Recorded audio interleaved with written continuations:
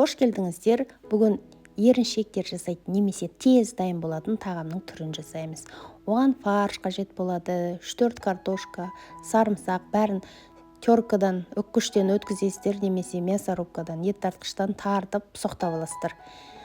Дәмдеу үшін тұзын, майын, бұрышын қосып араластырып салма жасап аласыздар.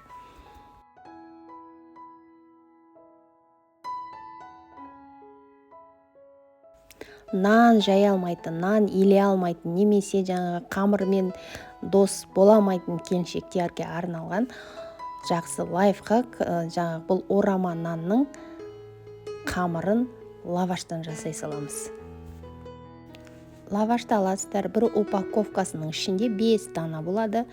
Жақсылап майлайсыздар, салмасын саласыздар, сосын кейін орайсыздар да қасқанға, мантаваркеге салып 45 минут пісіресіздер.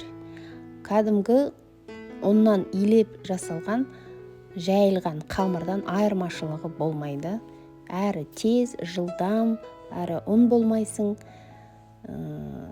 Өте жақсы тағам болып шығады.